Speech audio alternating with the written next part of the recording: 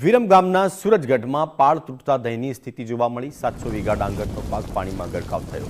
તલાટી સરપંચ સ્થળે ન પહોંચ્યાનો ગ્રામજનોનો આક્ષેપ છે। સરકાર દ્વારા તાત્કાલિક સર્વે કરવા ખેડૂતોની માંગ છે। યોગ્ય વળતર અને રાહત સહાયની ઉગ્ર માંગ। ભારે વરસાદ બાદ ખેડૂતોની મુશ્કેલીમાં વધારો।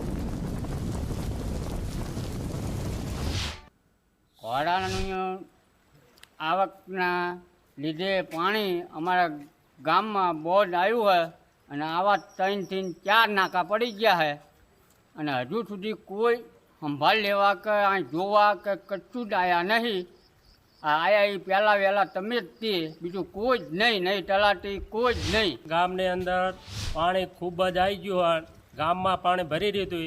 એ હોવાથી સરકારશ્રીને નમ્ર વિનંતી કે અમારા ગામની અંદર આવે અને અમને સહાય કરે। ખેડૂતોને ફૂલ નુકસાન થયું છે। પાણી વરસાદી પાણી છે ને અંદર ઘોડા બાજુથી બંધ ફૂટ્યો હતો, એનું પાણી આવ્યું હતું અને અમારો આ બંધ ફૂટી ગયો। જોઈ લો તમે, આ બંધ ફૂટી ગયો। હવે અમારા ખેડૂતના ડાંગર પકવાડી કેવી રીતે, એક તો ડાંગરે સડી જાય અને હવે અમારા ખેડૂતને કરવાનું જ શું। આ ગામમાં ફૂલ વરસાદના પાણીનો આવક હોવાથી અમારા આ સૂરજગઢ ગામનો બંધ ફૂટી ગયો છે।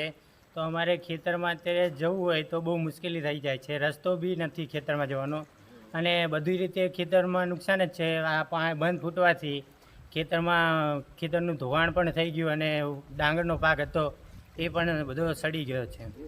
અવિરત પડેલા વરસાદ અને ઘોડા ફીડરની અંદર જે ગાબડું પડ્યું છે તેના કારણે નળકાંઠા વિસ્તારની અંદર જળબંબાકાર જેવી સ્થિતિ સર્જાઈ છે।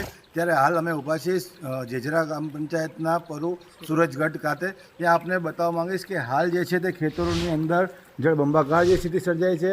ખેતરોમાં જવા માટે ખેડૂત જે છે તે હાલ મુશ્કેલીનો સામનો કરી રહ્યો છે। કોઈ ખેડૂત જે છે તે ખેતરોમાં જવા માટે જઈ શકતો પણ નથી ને હાલ ખેડૂતો દ્વારા કહેવામાં આવી રહ્યું છે કે કોઈ પણ સ્થાનિક તંત્ર દ્વારા અહીંયા જોવા પણ નથી આવ્યું, નથી સરપંચ આવ્યા, નથી તલાટી આવ્યા, કોઈ પણ જાતની કોઈ અહીંયા સાર સંભાળ લેવા આવ્યું નથી।